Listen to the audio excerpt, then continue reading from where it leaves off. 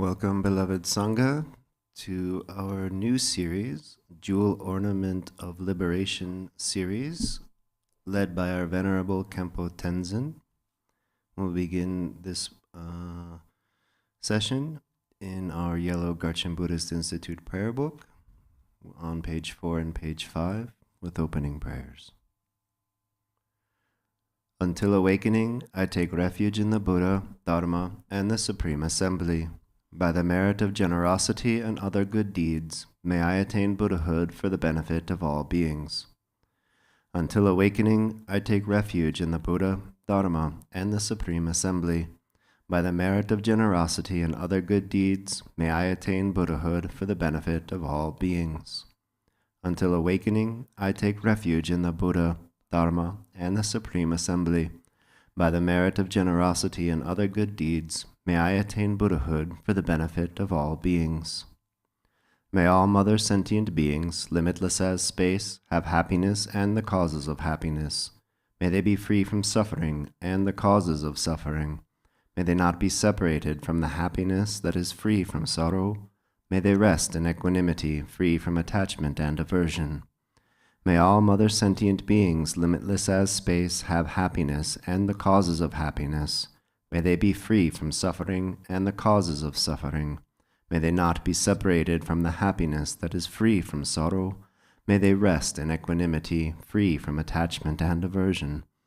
May all mother sentient beings, limitless as space, have happiness and the causes of happiness. May they be free from suffering and the causes of suffering. May they not be separated from the happiness that is free from sorrow. May they rest in equanimity, free from attachment and aversion.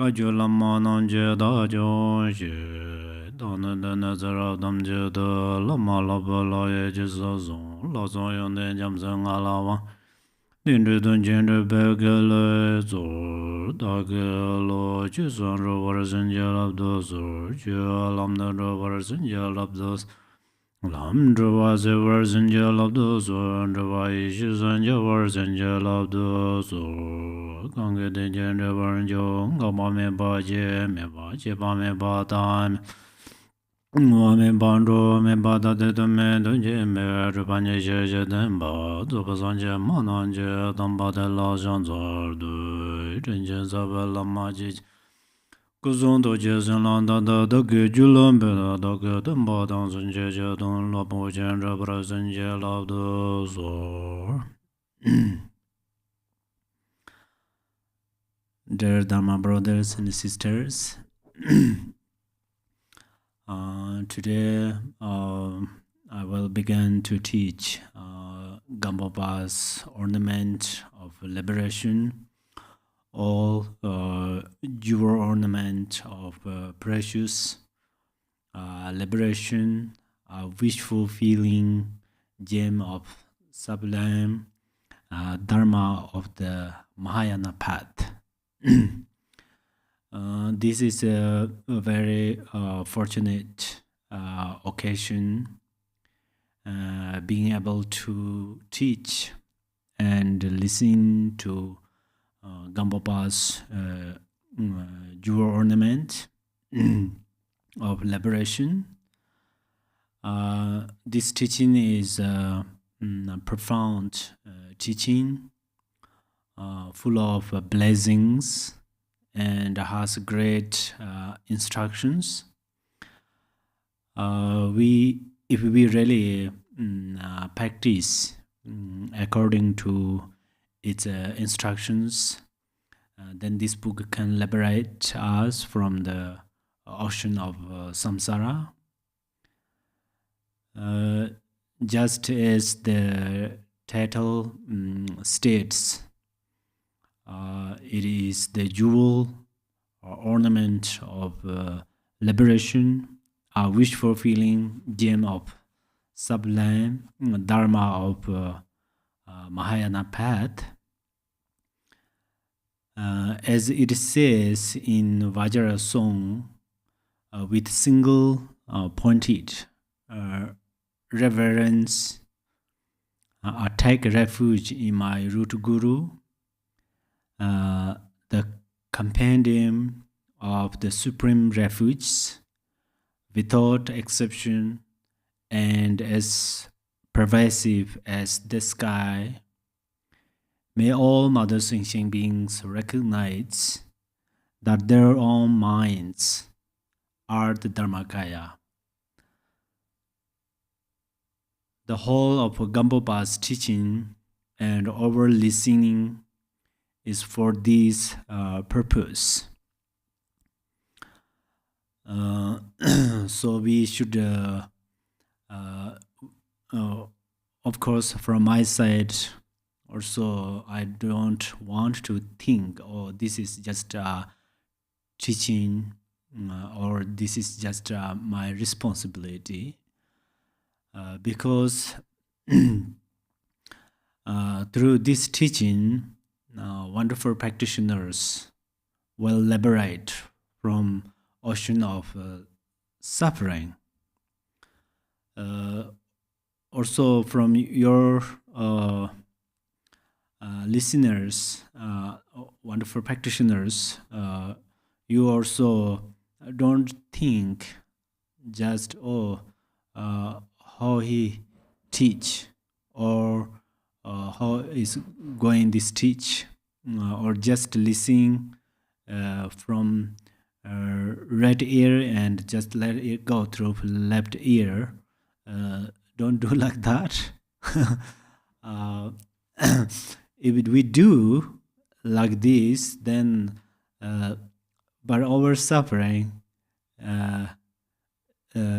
still remain in our life. So the practice dharma is the best method to reduce problems, reduce sufferings, reduce obstacles, especially purifying negative karma. So then we all remember that this meaning of verse. And then we listen the dharma, it can change greatly. Okay, then first let me say I'm using translation this book. It's mentioned Ornament of Precious Liberation, Gampopa, translated by King Hong. So, but there are a few more translations about this text, so you can read any kind of text. Also, you can read commentaries and so forth. And then I'm try to teach these.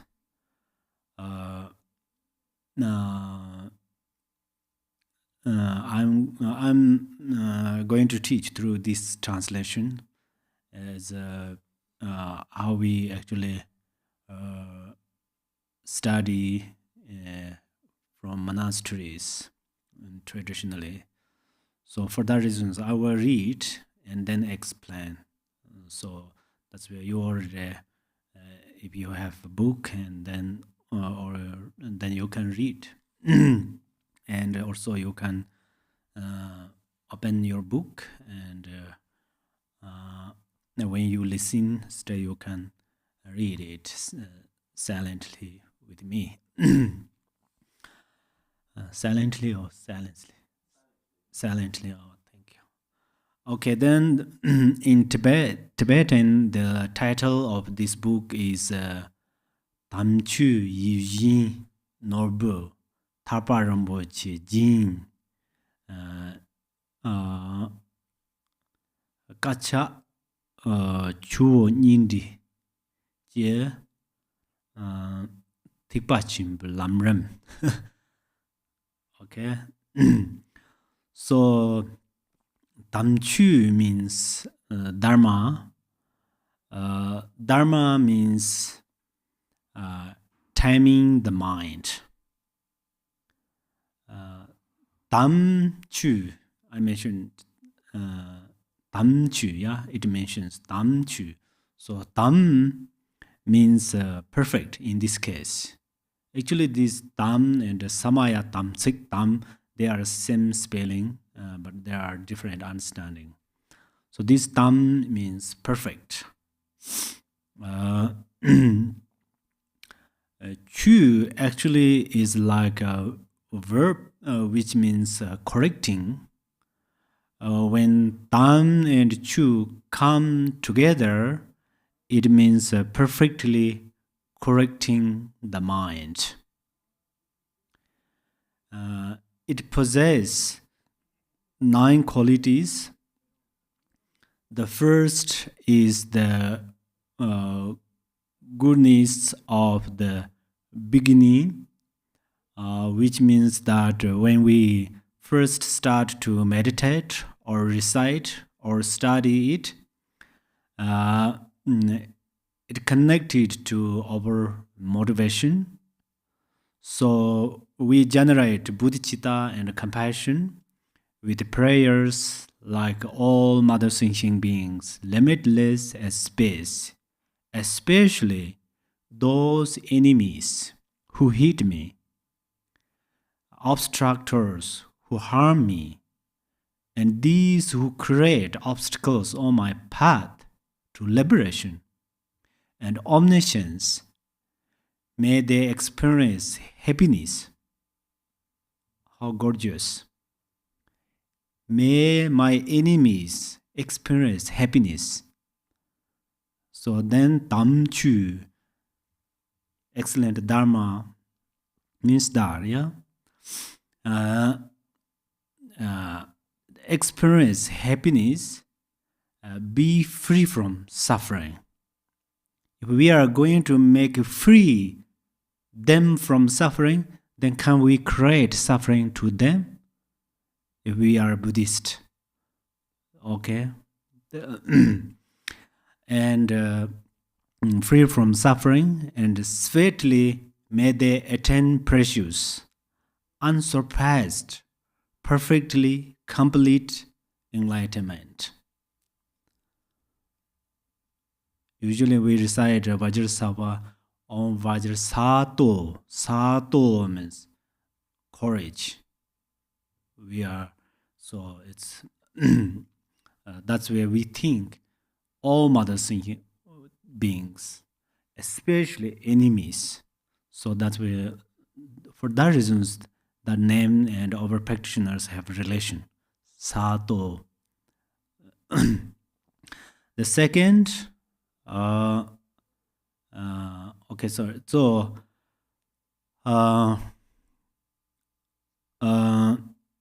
so what beside the Dharma can say such words that wish well for one's enemies and obstructors? The second is the goodness or goodness of the middle. It cuts through the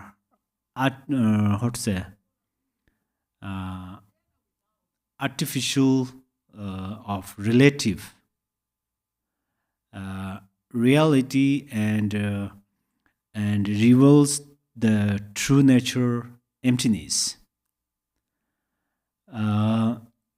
And third is goodness of the end, which means that whether one has accumulated profound virtues for a lifetime or one simply enjoys a mouthful of food one can dedicate for the benefit of others.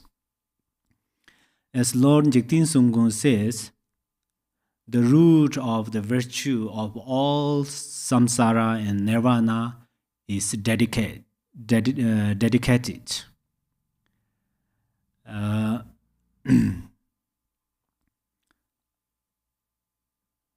So these are the first three qualities. We say tamchu or dharma, the dharma's qualities. The fourth is that it is truly excellent in meaning. It describes the mind's qualities like lucidity, clarity, bliss, and relaxation, and it is the natural base of genuine happiness. The fifth is that it is beautiful in expression. The sixth is that it is unmixed. It is free from the 8 complexities. The 8 complexities are birth, cessation, permanence, nihilism, coming, going, one, and many. Actually, the meaning of them we will discuss more later. Okay. The seventh is that is complete. The paths and the bhumis and the qualities of the kayas and the wisdoms possess everything.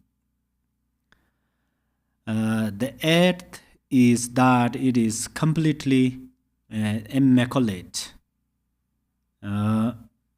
According to the sutaras, to purify attachment and aversion, there is equanimity, bodhicitta, and compassion, so forth. According to the tantras, to purify body, the yidam's form, to purify speech, mantras, and purify thoughts, dharmakaya. In addition, the actual nature of the mind is clarity, and any obscurations is temporary. They immediately disappear. Do we shed the obscurations like a snake shedding skin or ice melting into water? It is like ice melting into water. The best example is the sunlight and the darkness. When the sun shines, the darkness dissolves into the sunlight, because the darkness is itself light, so it can dissolve into the sunlight. That's why we cannot find darkness in front of the sunlight. Similarly, obscuration dissolves into the emptiness wisdom. So dharma is essentially completely immaculate. The ninth is that it is completely free of obscurations. So the dharma is like a key to open the treasury of the system of karma, cause and effect, and interdependence. In general, for example, we perceive that there is a book, then we label it good or bad, and it affects our mind. But Dharma inspires us to have the confidence to see the book is emptiness, and shows the method to remove obscurations. In another sense, Dharma means to tame one's afflictive emotions. Actually, the essence of dharma is Buddha. So tamchu meaning is that. Hopefully, it's a little clear. And then next, Yijin Norbu. I'm saying in Tibetan, okay, Yijin Norbu. Yi means actually mind, another name of mind. Yi means as actually whatever wish. So Nobu means gem. So here Yijin Nobu means wishful feeling gem, a jewel, wishful feeling jewel. Why do we call it a wishful feeling jewel? Because whoever practices the dharma will achieve their goals. That is the highest wish of Mother sentient beings. It is to be free from suffering.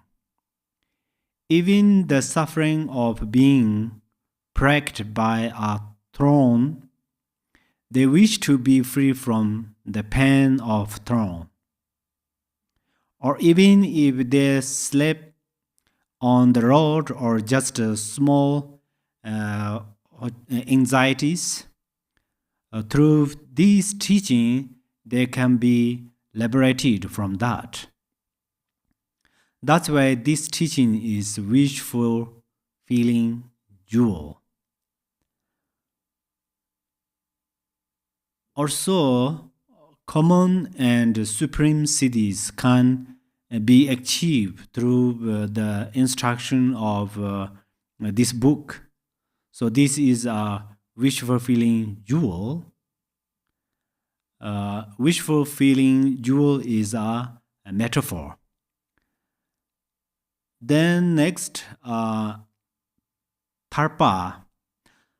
Tarpa means liberation. These teachings liberates from samsara and frees one from all suffering. Actually, through this teaching, why we use the tarpa or liberation? Because if you are poor man or poor people, then through this teaching, you will become rich. Perhaps you think, oh, Khenpo Tenzin send a lot of money to you. Just kidding. This, how it makes rich to you is satisfaction. You receive method of satisfaction. And then it liberates you from sickness. Perhaps you think, oh, Khenpo Tenzin become doctor suddenly. Also, that's not true, but this teaching, through this teaching, you will figure out the essence of disease.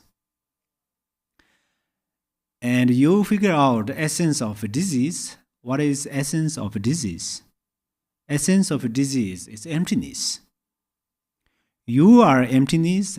The essence of disease is also emptiness. That's why it cannot affect. For example, in this, my cup has a space. In your cup also has space. If your cup and my cup hit each other, it's possible to break. But inside of those space, they will never fight. So that's why, similarly, this when you understand the meaning of this teaching, then it will solve many problems. Especially, now you are thinking being, you are ordinary being. But through this teaching, we can make Buddha ourselves. That's where this is wishful feeling jewel. And how we can make Buddha? Perhaps you think to be Buddha, first we are going to rebirth in Pure Land. And then there is a lot of systems to do, and then sit on the higher throne, and the round of there have many disabled sanghas like Shariputara and Mongarputara and so forth. But how to become Buddha means we change our mind. But we cannot change our mind. That's why we are going to fix our mind. So, for suddenly we cannot change or transform our mind into the Buddha. Right now our mind is ordinary mind. So we cannot transform it into the Buddha, Dharmakaya. That's why we are going to fix it. How to fix it is there is some obscurations, so we are going to remove them. We are so grateful to our obscurations that I often think. Because obscurations are like the ace in front of the sunlight. They are temporary. They say, if you will remove me, I am ready. So that's why I'm so grateful of our obscurations. Sometimes obscuration probably says that I'm not obscuration, you are obscurations. Because obscuration says I'm always ready to remove, separate from you, but you hold me. You never release me. You fixate on me. That's where you are ignorance.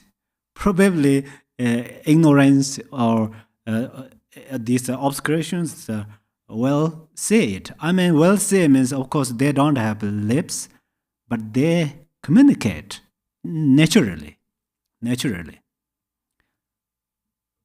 Why I did get this method or this thinking come to my mind?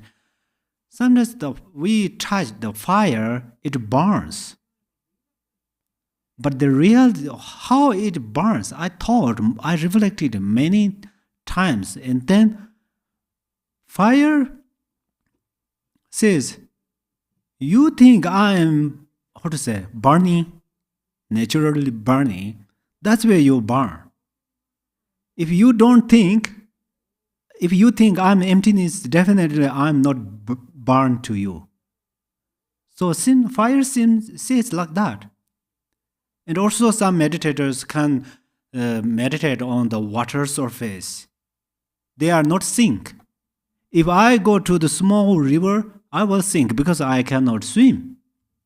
So that's where we cannot complain water and rivers. For example, me and my friend go to the river. I go to the river, pretty deep river. I will sink, my friend not sink. So water never make discriminate between me and my friend. Water is always relaxed there.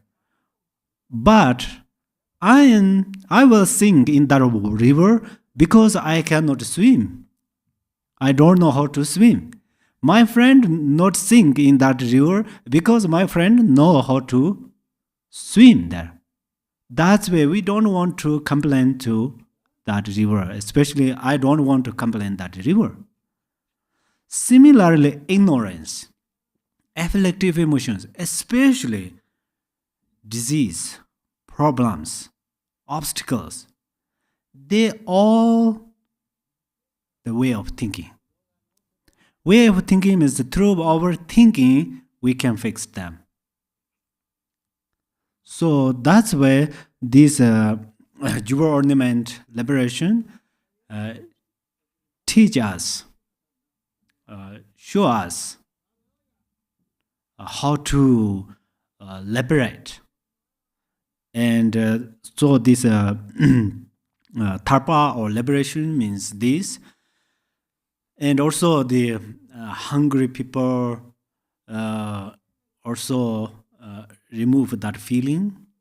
And there are lots of methods. For example, just yesterday, during the breakfast, yesterday or day before yesterday, Rinpoche also mentioned about how we created everything. When he was in prison,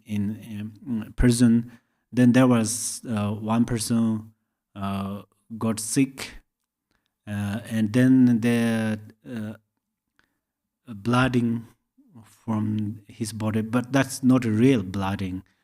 But he just to show his arm, and he looked probably closed eyes. His eyes closed, closed his eyes, or he looked in different directions. And another way, there was a they drop water in the container. It sounded like ting ting ting water. He thought his blood go there, and then he became unconsciousness. Like that. So a lot of things, I think, made by our mind. So our mind is often the mind is Mahamudara, mind is Zobachimo, mind is Buddha. The meaning is that. So the next word, Rinpoche, we all know. And then Jin, this is also very important. Now I'm reading in Tibetan. So Jin, Tharpa Rinpoche, Jin. So Tharpa we explained, liberation. Rinpoche we all know. And then Jin means ornament. Ornament, this teaching is the ornament of Dharma practitioners and ornament of all Buddhas, because this teaching describes all one's qualities. All of your qualities are inherent in your Buddha nature, but right now you don't know it. Actually, I say you, but we. But through this teaching, we are introduced to them, and we will come to know the qualities. Already our precious human life is decorated by these ornaments. Also, this text is ornament of Pantitas, scholars, because within it are details and information on the relative and ultimate levels. This text is also the ornament of great Mahasiddhas, because it mentions how to practice in each and every moment, from eating, lying down, and going to pee. How to practice in all those moments is method. Okay, eating, before we eat, we offer to our yadams and gurus. Okay, and during the eat, probably we during the shamatha meditation, we focus our choice, and then swallow, and we can focus through this way. And also sometimes, according to the Ngana Chakara practice, we can visualize ourselves as a yadam deity, and then we visualize this food are Tso offering, and we can eat that. That's where we accumulate wonderful merit. That is one thing. But during the pee, how we can accumulate merit or how to practice. So there are many methods. When we go, everybody has a bathroom. So at least one day, 2 or 3, or someone more than they go to the bathroom. So that's where, if you just go to the bathroom and just do it normal, is just waste our time. but we can bring some kind of the benefit. We can bring some benefit. So when we going to pee, we should know that. Right now we can't see them, but in the toilet there are thousands, countless of mother thinking beings. Someone says, I cannot generate compassion because I don't know where are the mother thinking beings. Mother thinking beings are in your toilet. So that's where you, during the pee, you generate compassion. When you generate compassion, and then all these, your urines and those are also become great beneficial to those beings. Definitely you have a karmic relation with them. You and those in your bathrooms living beings, they have a karmic relation. Because there in this world, thousands of bathrooms, some of those animals are in your bathroom. Why? Because you have a karmic system. Perhaps they are karmic predators. So that's why if you cannot pay them, okay, let me say that. If you went to a bathroom, go to the pee, at that time, compassionately, through bodhicitta, you dedicate them, then in your life, many obstacles were removed. Because karmic creators satisfied. Because the power of your bodhicitta. So, this is extremely important. And then, and it is also the ornament of Buddhas and Bodhisattvas. For example, the two ornaments of the Buddha Dharmakaya are the Sambhogakaya and Nirmanakaya. And compassion and bodhicitta are the two ornaments of the Bodhisattva. Usually we, in generally our ornaments are nice clothes, and we make up our face and make looking very nice. These are also good thing. It's good thing, but if you are Buddhist, your best ornament is karmic vow. You trust in karma.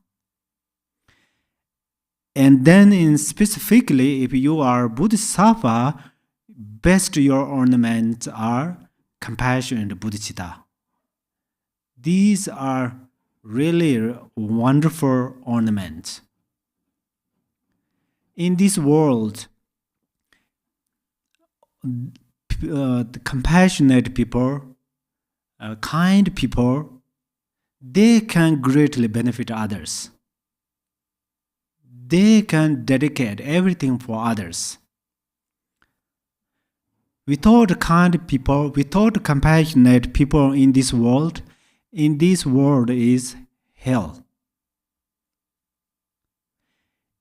The kindness or power or potential of kindness people, compassionate people, this Mother Earth is human realm. So we don't always give responsibility to only these kind people and compassionate people. We from ourselves, step by step, day by day, we try to be kind people. We try to be compassionate people.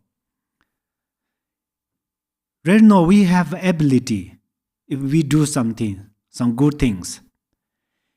If we create suffering, we have ability. We have that power. If we create as a pure land, we have this power, we have this ability. And then these teachings are those methods or reminder us. So that's we always need to understand the value of ornament. Of course, education is also ornament for educated people. but this education we try to use into the merit, the cause of merit, or good karma, or benefit, welfare, mother sentient beings, benefit for others. Then we are naturally Buddha's daughter and Buddha's son. When we recite Heart Sutara, we say Shariputara, something. We don't always think Shariputara is one monk who was with Buddha. We should keep this position. We are going to stand up on this place, Shariputara's place. Why did Shariputara ask a question, answer with Buddha? For the sake of us. In one example, you recite a Heart Sutara one time, how much it gives benefit. This is one thing. For example, His Eminence Garchen Rinpoche, how long he practiced? And according to in the Dharma tradition, his previous life is Arya Deva, and more early than that, he comes for the sake of mother sentient beings. But he get, how to say, when he still, right now he recite Heart Sutara, and then he gets some feeling. And he, how to say, taste, kind of, we eat some food, some delicious food, it has good taste. Similarly, he felt that taste. So, we recite, for example, Heart Sutara. At that time, we should think, Shariputara and Avalokiteshvara, they make a question and answer. This is their responsibility, their system, their tradition. We don't think. We are going to stand up the place of compassion, Buddha. We are going to stand up the place of Shariputara. And we try to promote our good, qualities. Bodhicitta, compassion, and so forth. Okay, and then, and also this, the ornament, this text is the ornament of the ordinary beings. Because already ordinary beings have Buddha nature, and they should radiate this Buddha nature, and the way they should do this is to trust karma and practice bodhicitta in the relative. And then in the ultimate, they should understand their nature state of mind, and this book shows how to do that.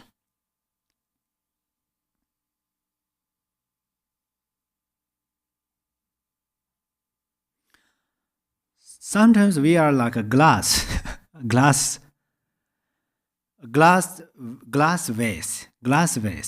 If we have a glass vase, if we break it, then it's still, it become more piece, but still remain there something.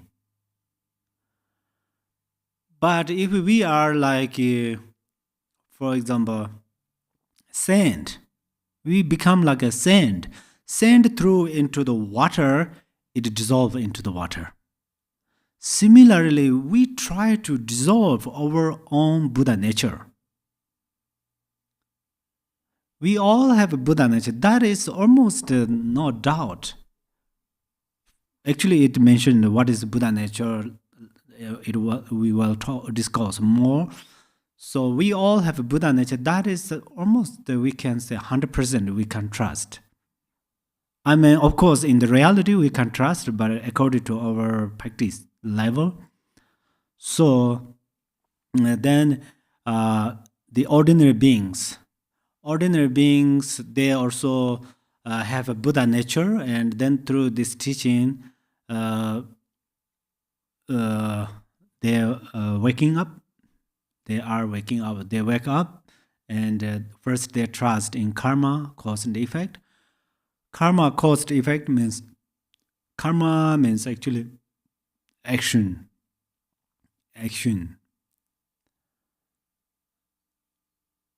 Karma, karma means action.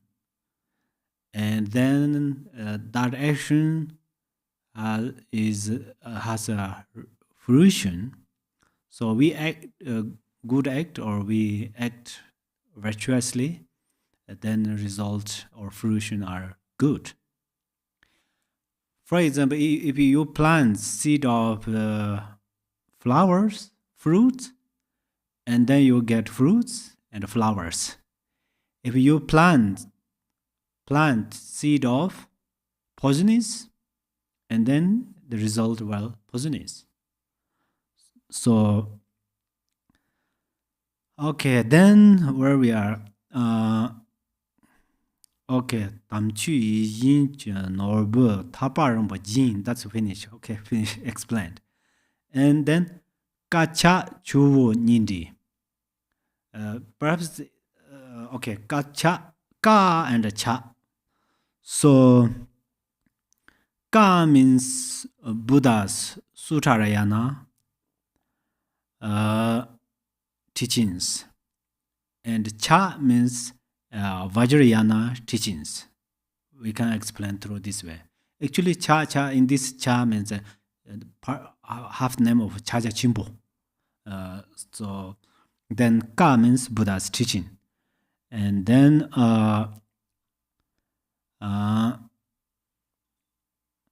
these two rivers, Chuo Nindi, Chuo means water, Nindi means two rivers come together.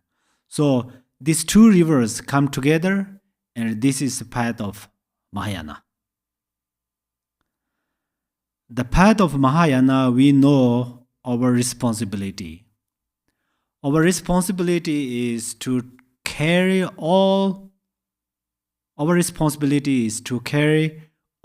sentient beings in our ship of bodhicitta and cross the ocean of samsara.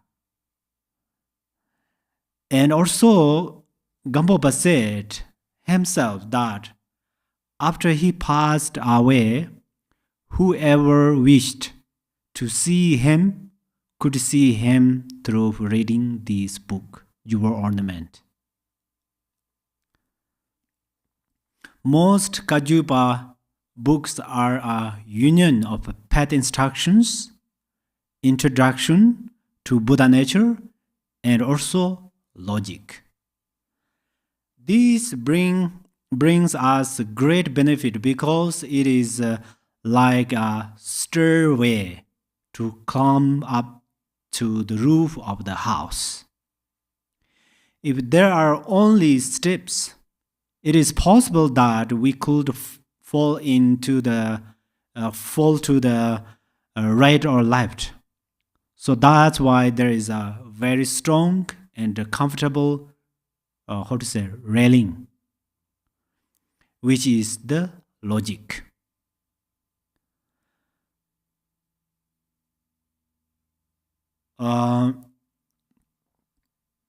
So there will be no misunderstanding about the view and Buddha nature, about cause and effect. And also, without stairs, we cannot get to the top of the roof. So that's why there are ground teachings, path instructions. So Mahayana, Maha means great, Yana means like a vehicle. So if there are great vehicle, big vehicle, it can carry lots of things. That's why we don't want to liberate ourselves.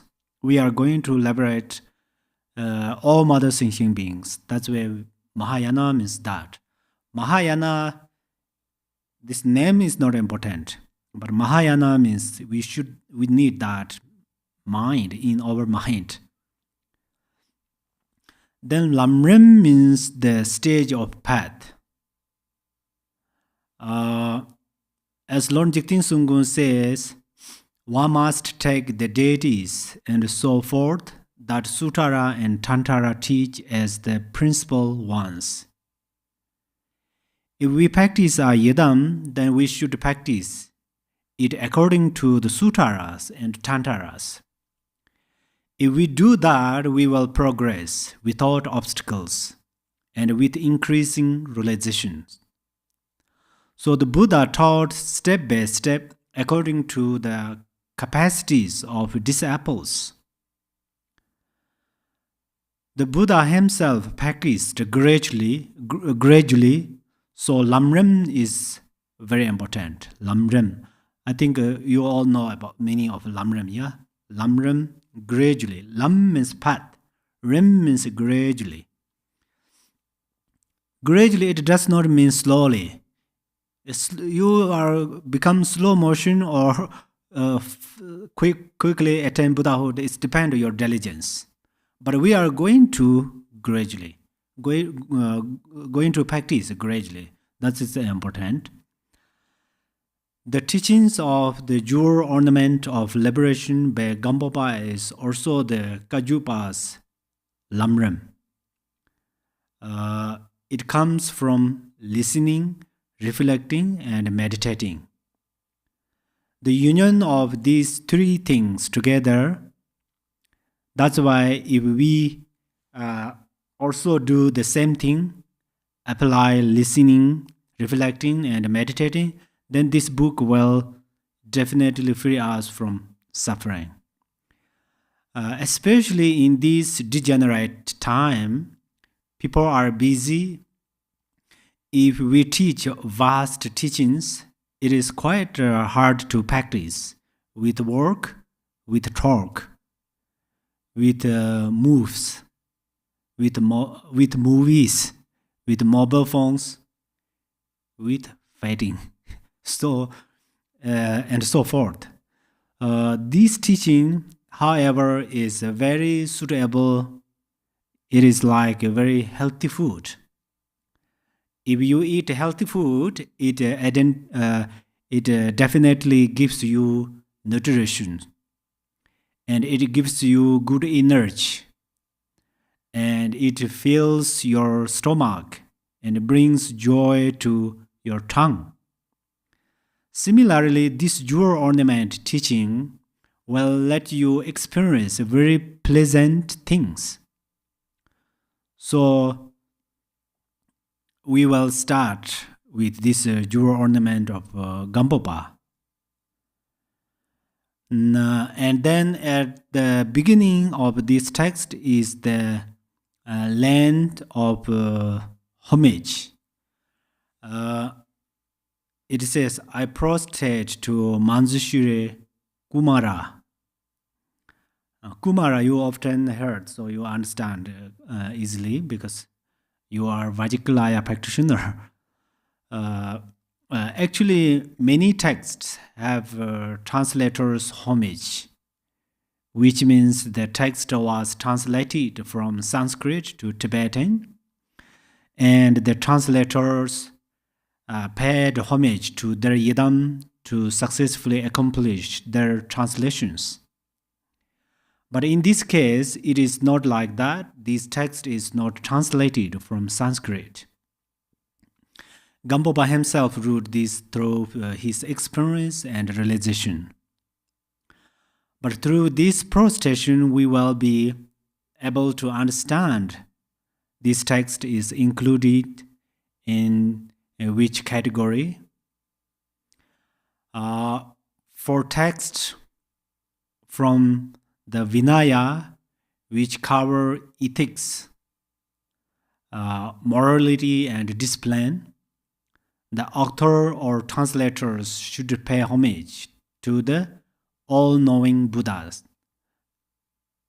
For texts from the Sutara, which contain instruction on meditation or the results of meditation, they should pay homage to the Buddhas and Bodhisattvas. For texts from the Abhidharma, since they talk about emptiness, non-duality, and similar difficult subject, the authors or translators should pay homage to the Manjushire. So here, Gampopa pay homage to Manjushire. In Abhidharma, this text or in this section, including from non-duality to this daily practice, everything's included there. Okay, daily practice means daily path instructions. So it says, I prostrate to youthful Manjushiri in Tibetan.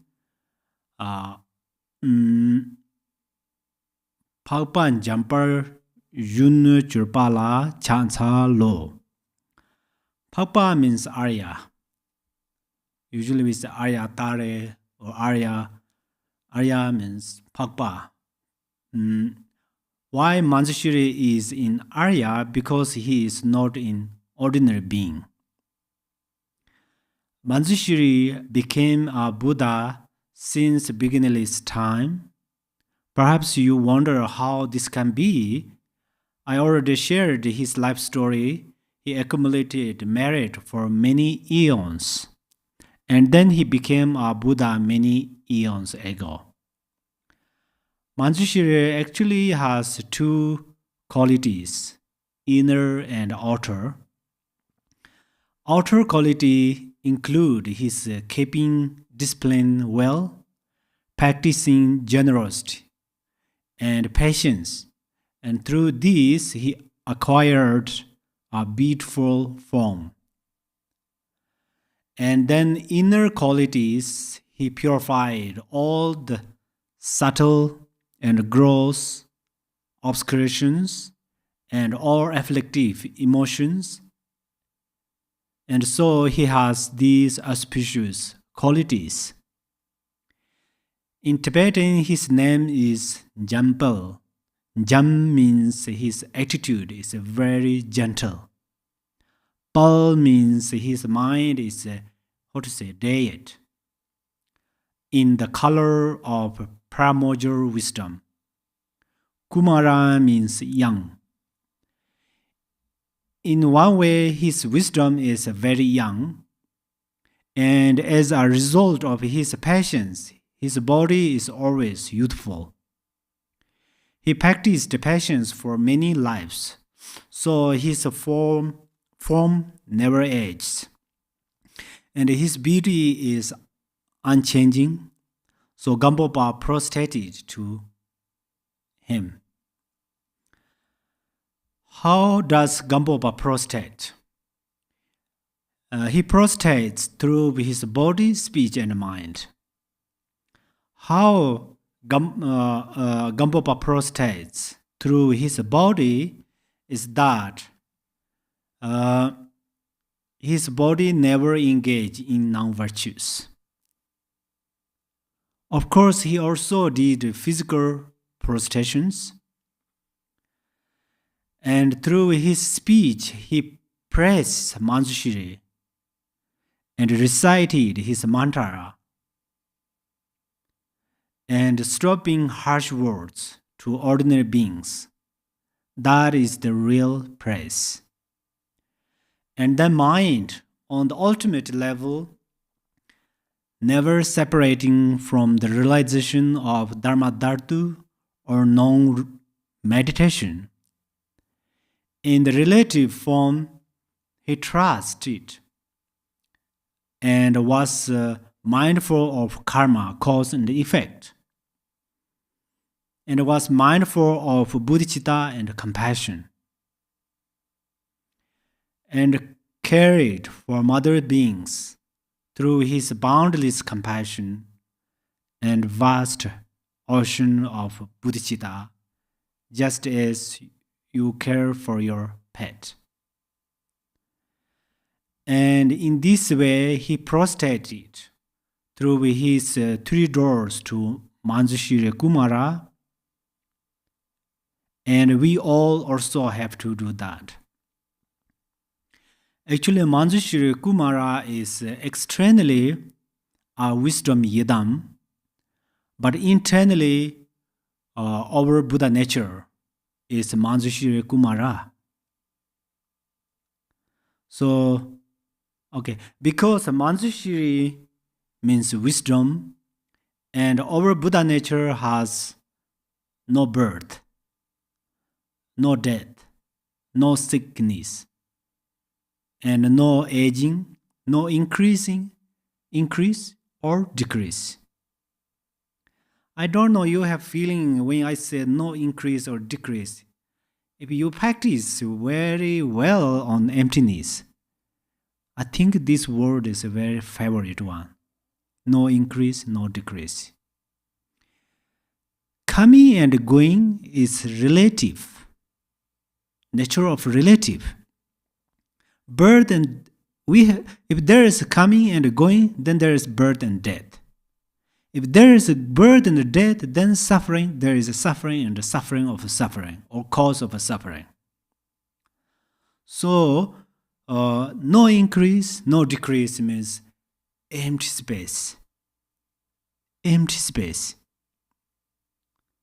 So, empty space means, it does not mean unconsciousness or zero. It does not mean zero. Empty space means the real intrinsic awareness. Everything clear, vividly, clear, lucidity, but blissful. What do you need more than blissful? Right now we are attached, we fixate for temporary happiness. We break law of karma for temporary happiness. Because our grasping mislead us. Our grasping mislead us. And then we cultivate negative karma. And then we don't need suffering, but we experience. So, we all have Manjushri Kumara. We pay homage to Manjushri Kumara. We prostrate Manjushri Kumara, which means we connect with Manjushri Kumara. If you have a very good friend or family, you call phone, often text message. First you connect. Prostration means you connect. But then this connection comes together. It's like a true friend. First they see each other's face and have little interesting, and then slowly probably maybe text message, and then slowly they become friend, maybe married, and then almost their body is become same.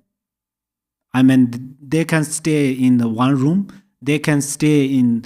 They can eat food in one plate. How? Actually, the love has these qualities, and then genuine love or the paramodal wisdom, they have more than these qualities.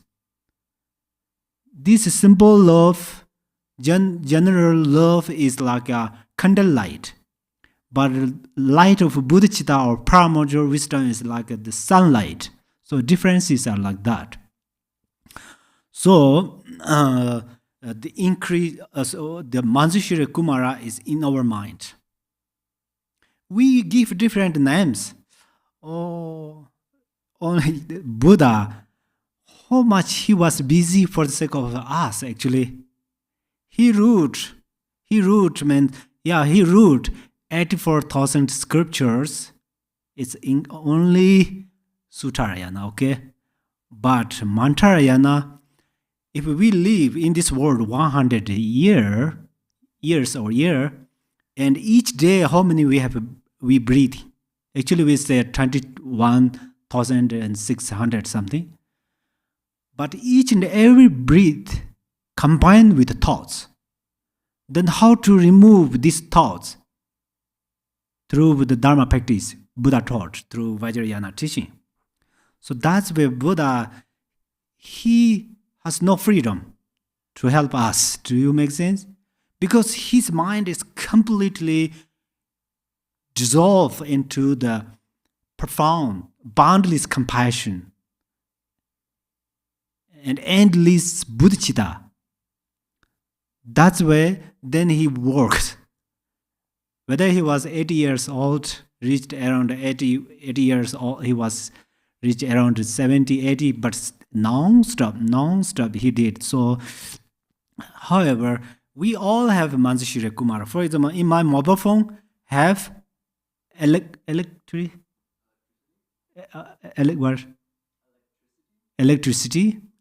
and your mobile phone has.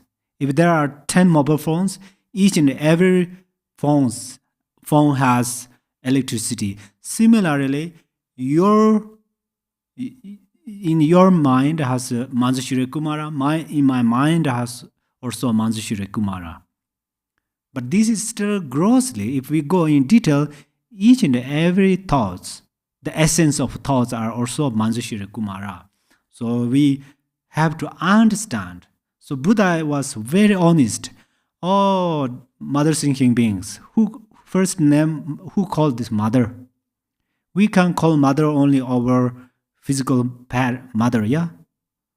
But Buddha called all mother beings when he practiced bodhicitta, and then he started to call all mother thinking beings. He called us mother thinking beings. And then he said, you have marikpa, you have ignorance. Ignorance or marikpa means not see or not understand.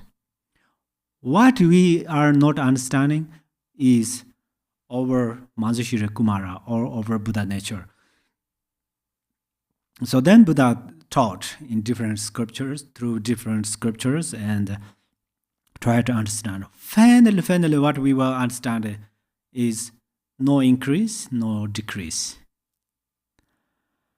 It is the no decrease, no increase. It is the essence of phenomena. We don't have another name for it. So we call it Yang or Kumara. Manjushri is the essence of all the Buddha's wisdom and the nature of our mind.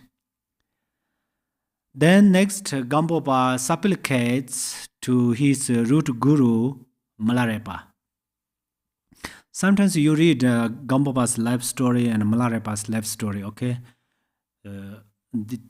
They are really give us tales. These tales are very good tales. When we arise, compassion, bodhicitta, devotion, at that time, from our eyes, rolling down the tails, they are nectars. So these tails are plants of virtue. So it helps to others' mind and it helps you too. There is no worry to become some, this kind of tale comes from a very good motivation, energetic motivation, and helpful motivation. So you read, it's really amazing, the relation between the Gampopa and Milarepa, and how there are lots of informations. Why Gampopa is really, usually we don't use in Tibetan scholars Pentata. Otherwise, Gampopa was wonderful Pentata. Many people say Kajupa has no educated people. That is just you guess or just obviously said. Gampopa is not only a scholar of the Buddha Dharma. He is scholar of in the mundane activities. He was doctor, wonderful doctor, Minpa Larje. So, and then about his previous lives, Shakyamuni Buddha said, I have a very special thing, which is king of, what is the Do Tingzin Jabo, king of the Sutara of Samadhi. Who can belong this in the future? Then Gampopa's previous life, Tapo Dawu he stand up and he said, I will keep it. So that's where Gampopa was a wonderful meditator. In generation by generation, he come through the meditation. What is the benefit of meditation? Samadhi. If you meditate on samadhi in a moment, this merit and you protect all beings of three spheres. There are big different merit or benefit. So that's where right now we have a meditation path instruction in the Buddha Dharma. We can say it's very much related to Gampopa. Do Tingzin Jarpo, that is Buddha's Sutara. So, and then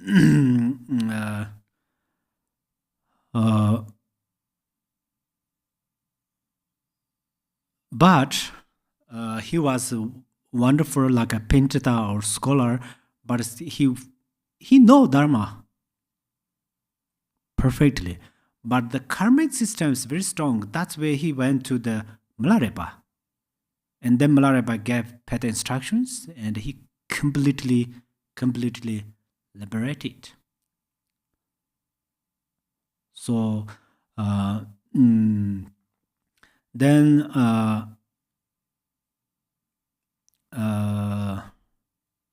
so why did Gampopa say that? It is because the Guru is the source of blessings, the root of siddhis, the key to open the treasury of compassion and bodhicitta, and wellspring all the enlightened activities.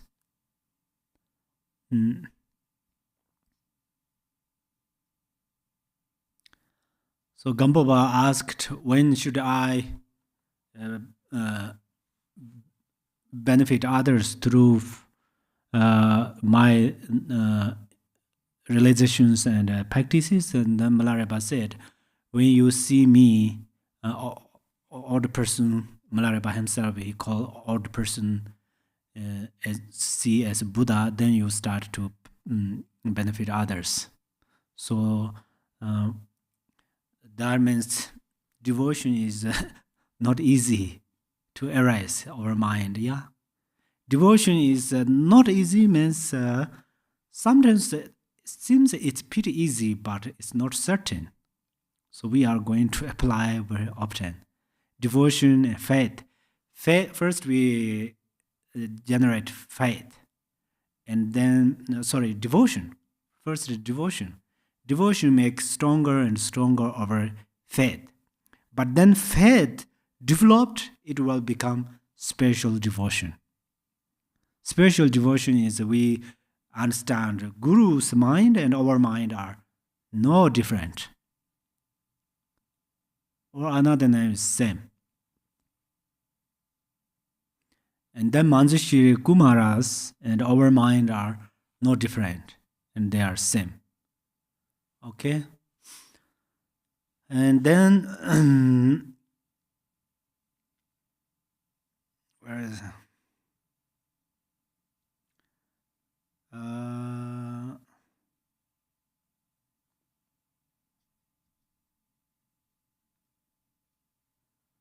Okay, then it says, having paid homage to the Buddhas, their spiritual ears, the sublime Dharma, and also to the Guru who are the root of all these. That's what we discussed.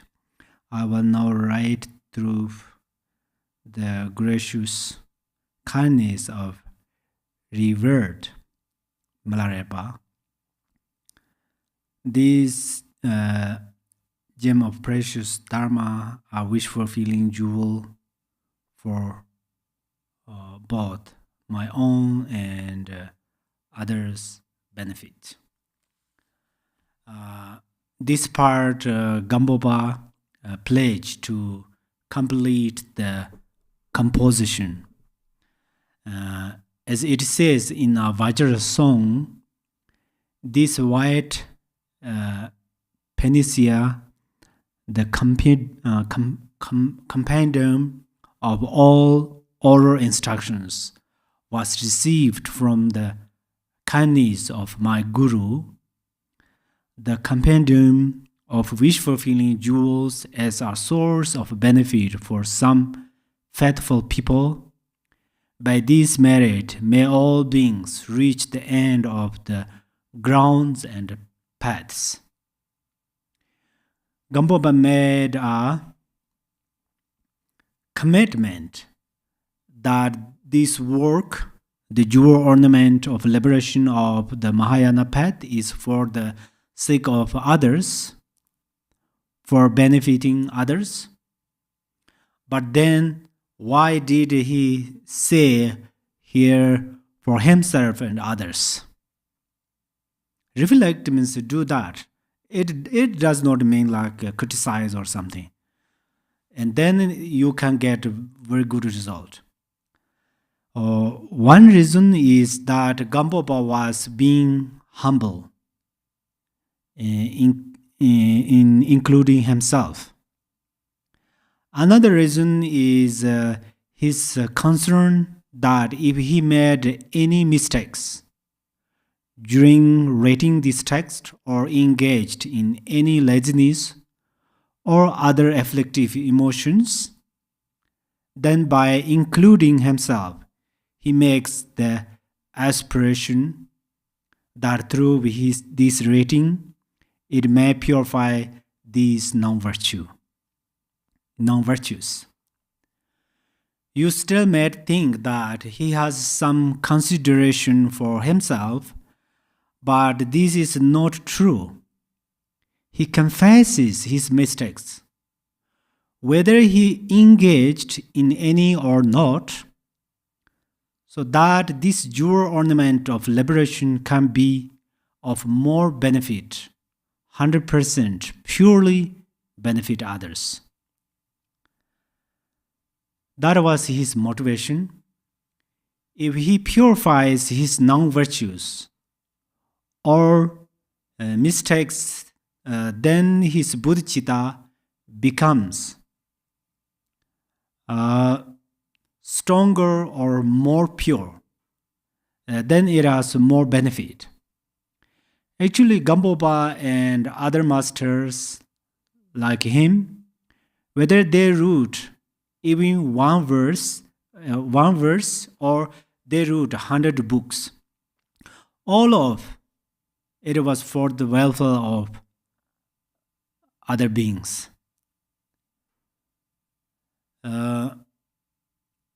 Now there is a big gap between our century and Gampopa's century. Gampopa was, I think, 13th century or end of 12th century. But still, his books liberate us, benefit us, just as if he were alive today.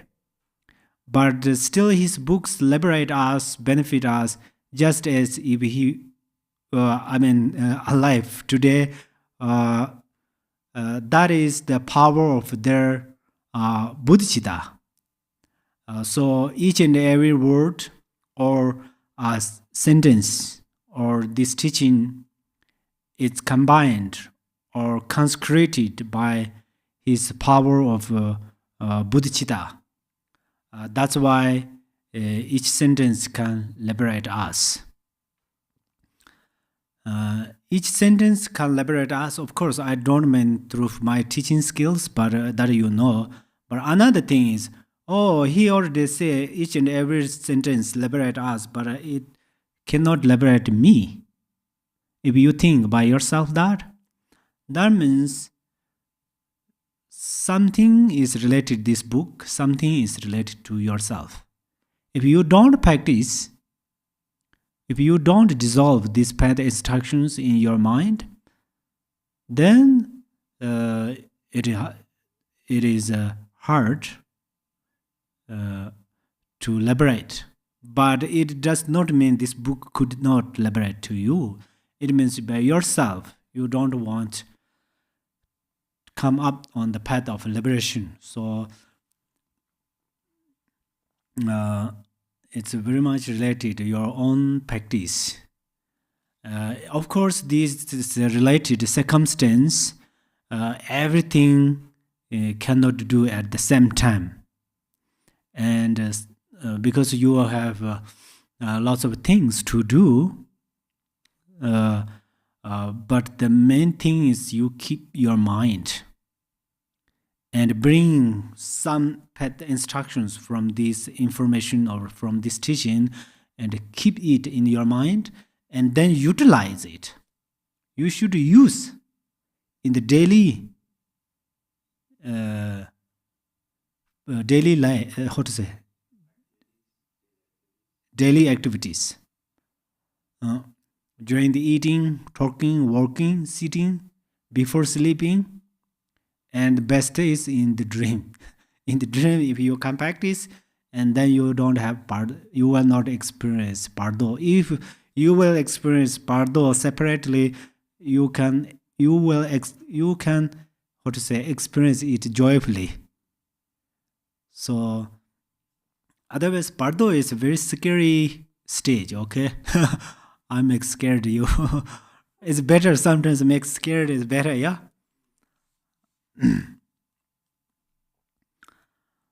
Okay. Then Gambopa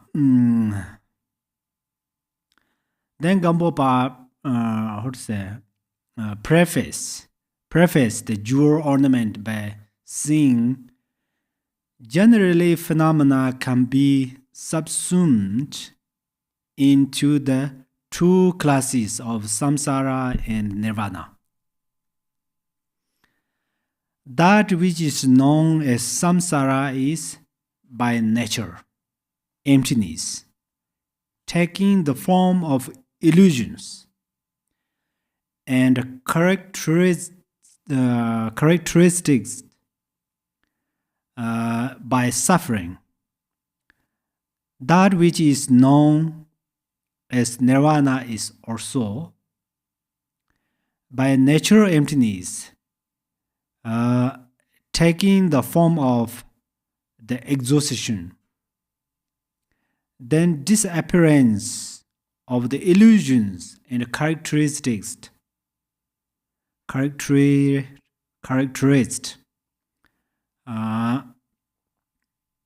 by liberation from all suffering. Who is deluded by this illusion of samsara? All thinking beings of its three realms. For instance, humans are deluded by forms and colors through their eyes' consciousness. So now you literally close your eyes and you reflect by yourself, is it true or not?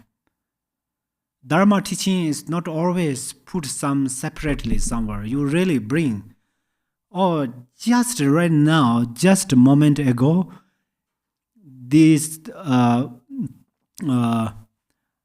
Gambopa said, all thinking beings deluded. And then we bring the example, our eyes, like humans deluded by forms and colors. So how do we delude it with colors? We see some colors, this is a nice color, then I need it. This is not good color, I don't need it. This is a nice form, I need it. And you never need.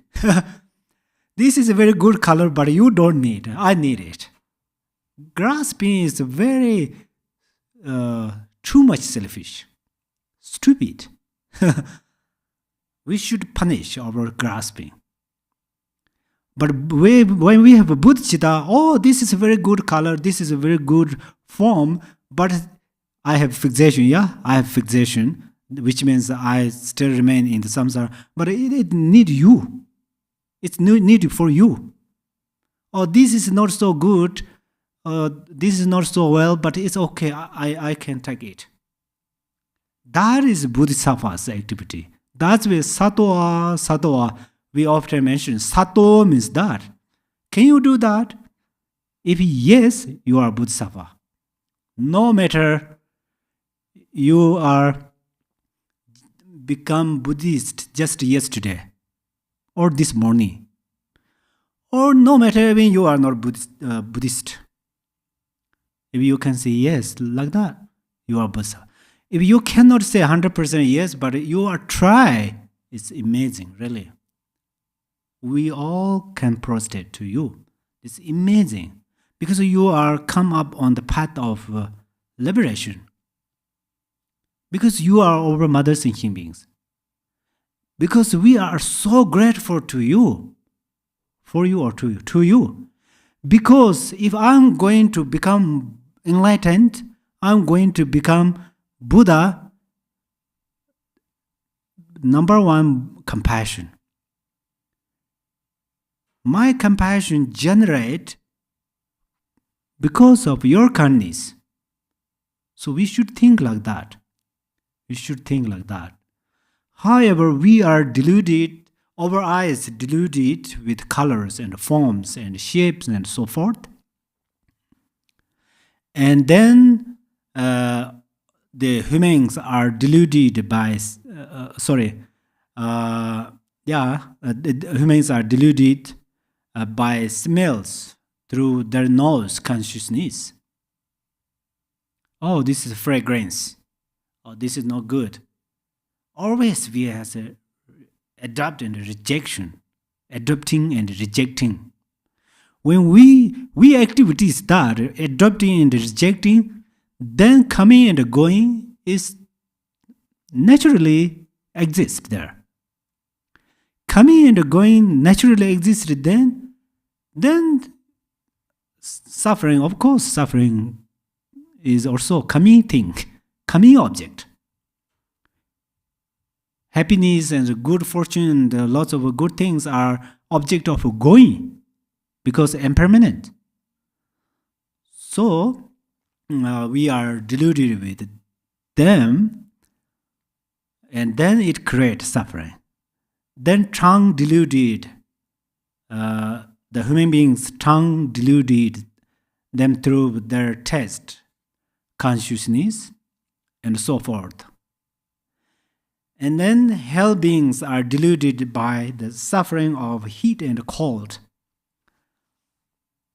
Okay, they are a little different. The hell beings and our human beings, the realms are different. Hell realm and human realm are different. So what is difference? Right now we are in the human realm, so I say, hello, Dharma brothers and sisters. Our eyes deluded by smells, the colors and forms. So we try to reject this illusion or delusion. And you also understand, we try. If we can't do it 100%, but we try. But in the hell beings, right now we just refer their situation. But they don't have freedom. If they have freedom, then there is not hell around, yeah? So they're completely lost freedom. Actually, hell means, Tibetan called nyalwa. Nyal means suffering. Nyalwa means suffering. And then always suffering realm. So then they are deluded with heat and cold. Heat and cold. We have a great karma because we are a little cold, we turn on the heaters. We are a little bit hot or heat, we turn on the fans. So we try to make a balance. But this is the externally we try to keep balance. So the kindness of elements, the kindness of scientists, kindness of those wonderful people, we have some, they help us. When getting heat, we turn the fans. Getting cold, turn the heater. So it temporarily helps us. But in reality, if we don't keep balance in our mind, how long they can keep it? Especially if these elements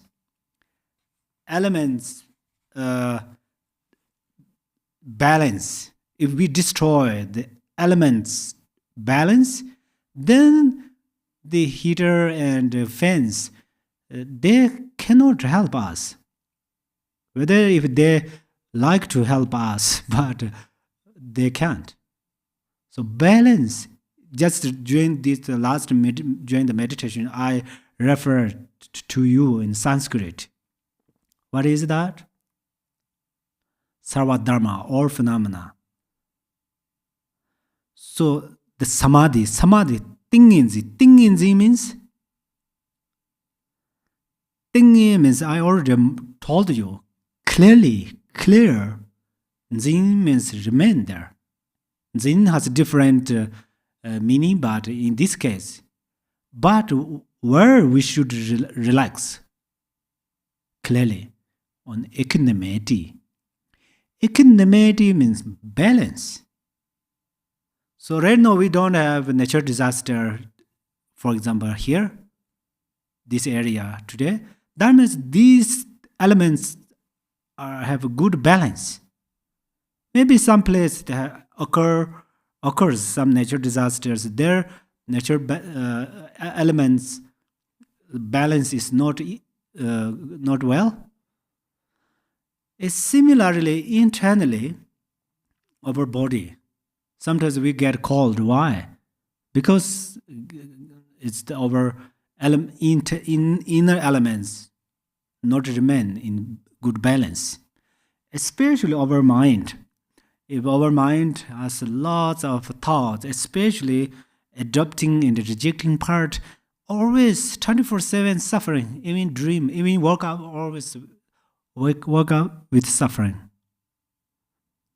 Actually, the object of compassion is not object of criticize, but now we know we have human wisdom and we have dharma wisdom, so we try to utilize, we try to apply mindfulness and attentiveness, and we try to reduce our suffering by ourselves. If we try to reduce, we can do a lot. For example, we cannot live ourselves in this world 200 years. But we can, make a distance, make longer our lifespan by ourselves through the food,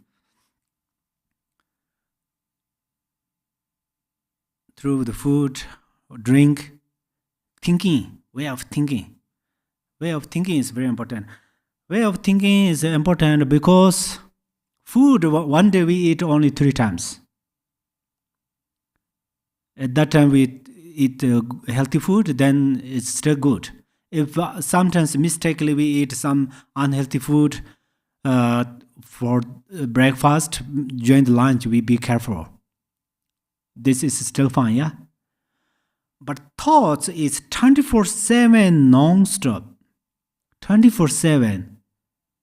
So it works in our mind, within the dream, within the meditation, within the teaching, within the talking, within the eating, within the pee and so forth. So it's invisible, but its effect, because it's continuously doing something, and then it becomes very strong. Stronger and stronger, stronger and stronger. And then, if we were not ready to die, this is not okay. For example, if one person today, 50 years old,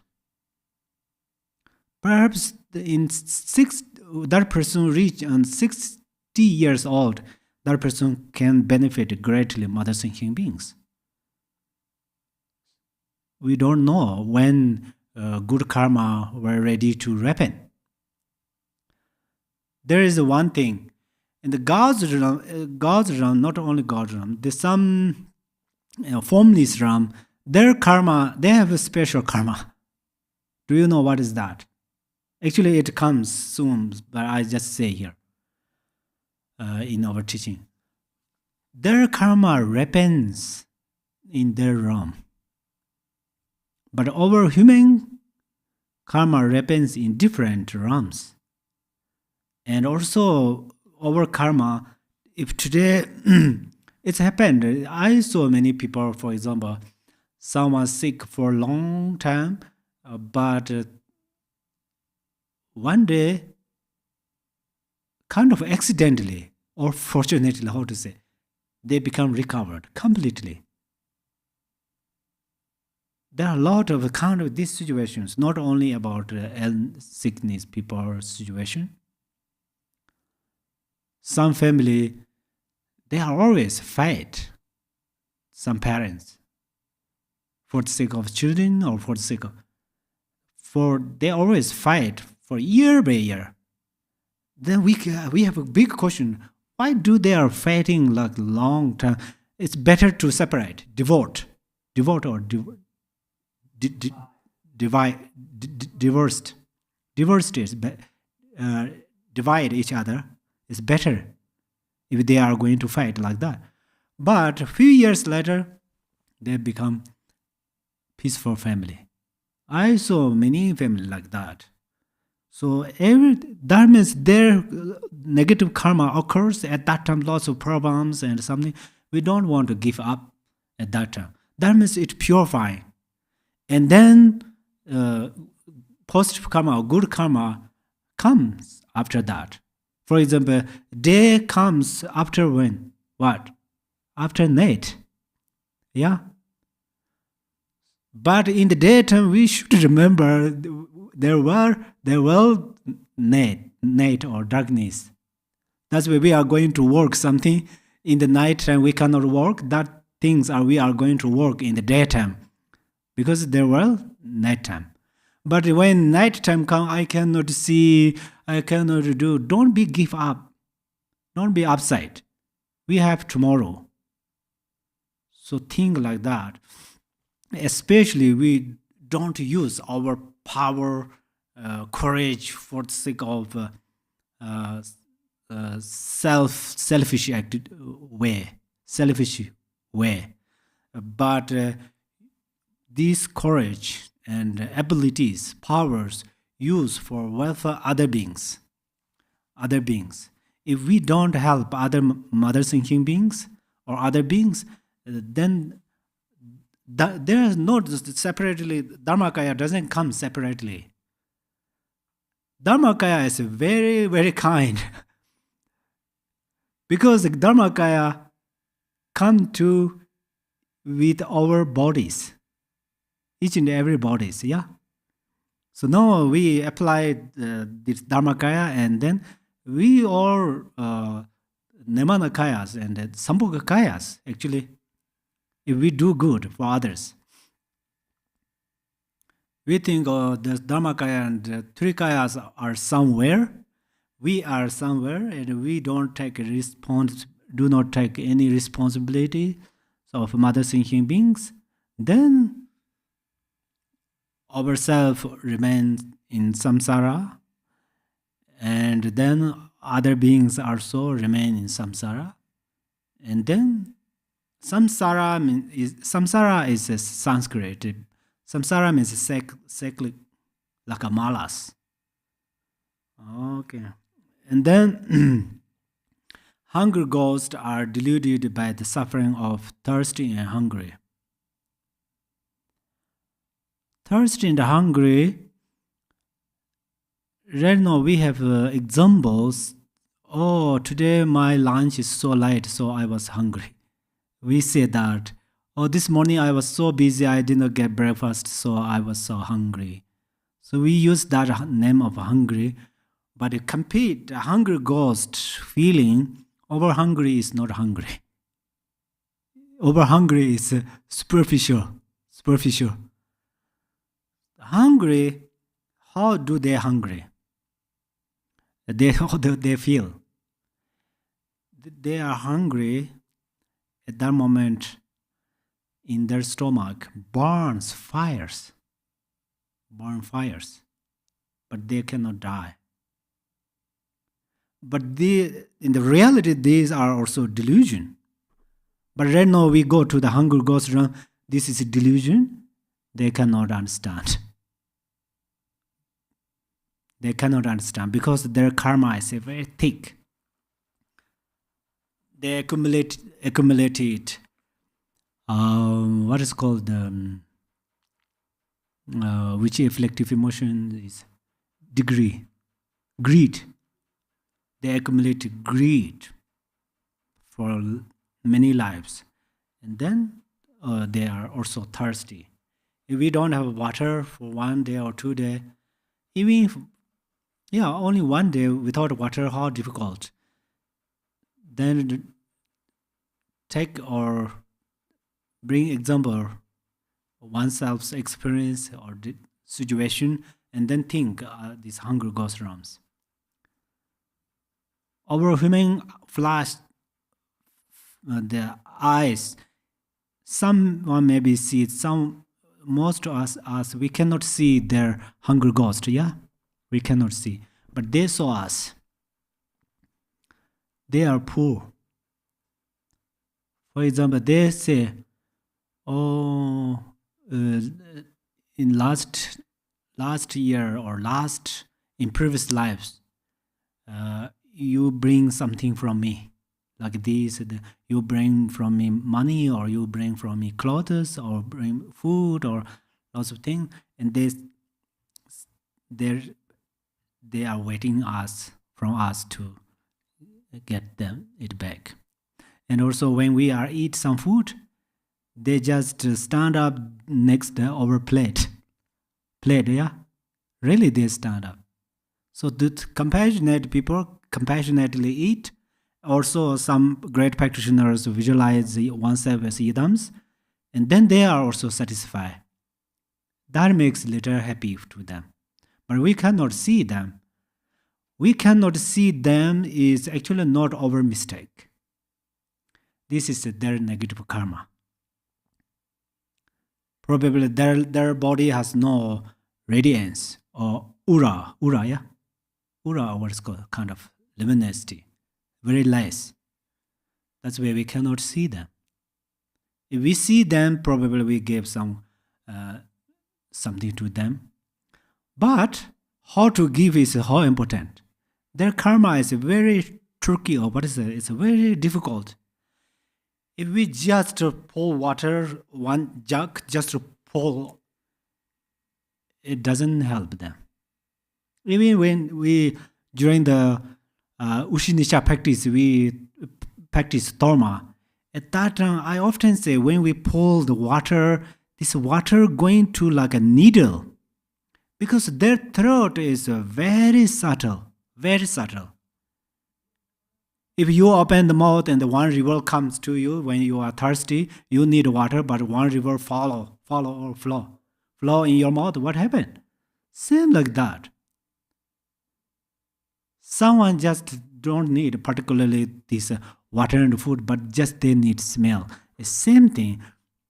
The main thing is, principal thing is compassionately do or not.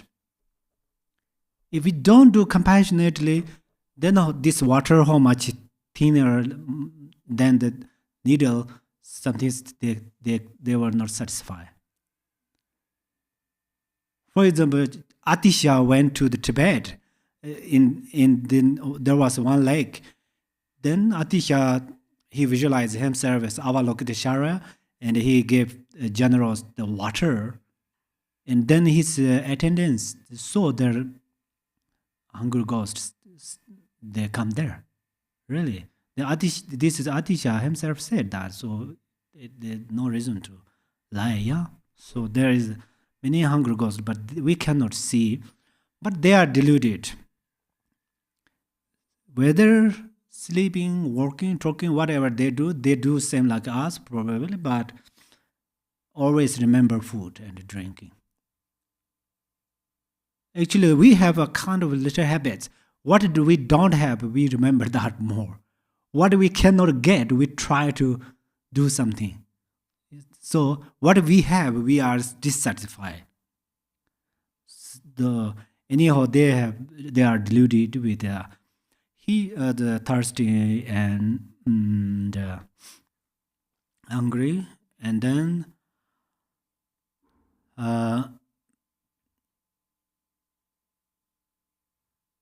so what is an example of how these beings are deluded? They are deluded like sleep and dream. While they are dreaming, they don't understand that it is a dream, and sometimes they have serious dreams and come fearful. But in reality, there is nothing there to be afraid of. In the relative form, hungry ghosts have. In the relative form, everything have. In brief, when you are angry, at that time you have enemy. When you have love, you have friend. That's all. That's just in brief. If you trust it, that, then you should trust this. In the ultimate level, everything's emptiness. In the relative level, everything have. Then you trust it. And what is the time frame of their delusion since beginningless time? And what is the fault of the illusion? The fault is that they always experience suffering. That is the fault of illusion. When this illusion transforms into paramodal wisdom, then one gains supreme enlightenment. Then the illusion completely transforms into wisdom. Do we shed the illusion like a snake, shedding skin or ice melting into water?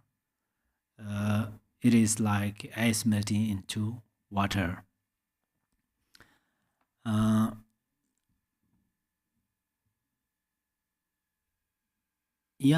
So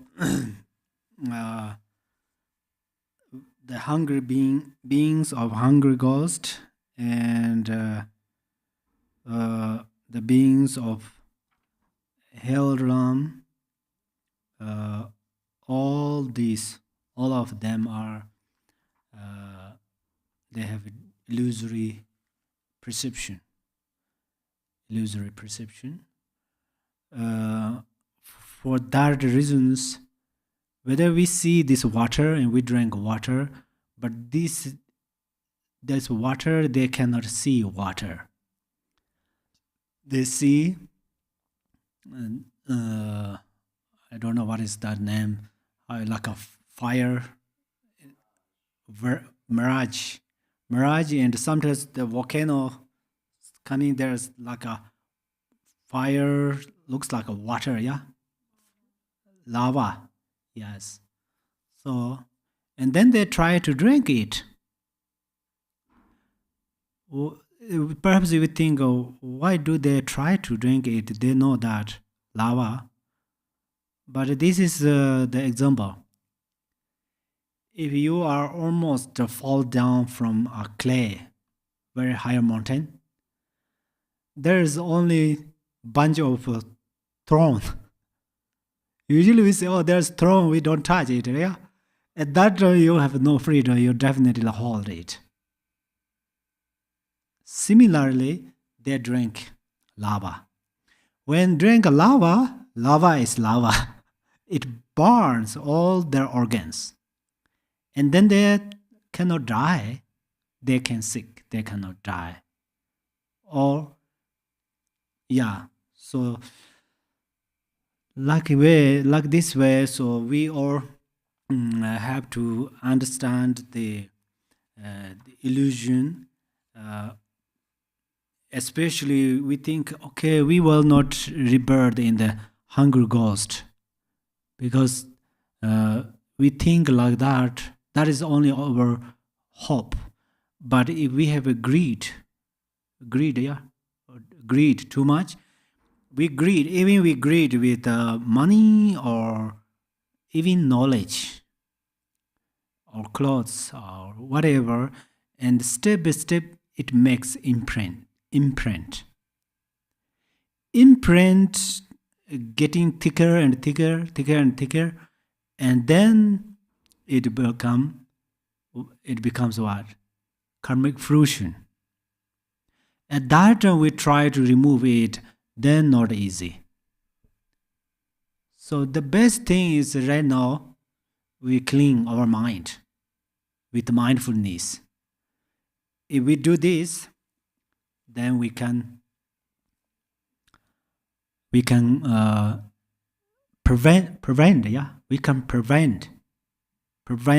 those imprinting, and then we can stop to rebirth the hunger ghost realms. And same thing other realms. If we are engaged too much angry emotion, and then it imprint, we cannot suddenly we cannot rebirth, and we will not rebirth in the hell realm, but it accumulates that the hell realms and karma of hell realms, and then pride and jealousy and desire and ignorance. What kind of afflictive emotion we accumulated? What kind of afflictive emotion? Exactly that result comes.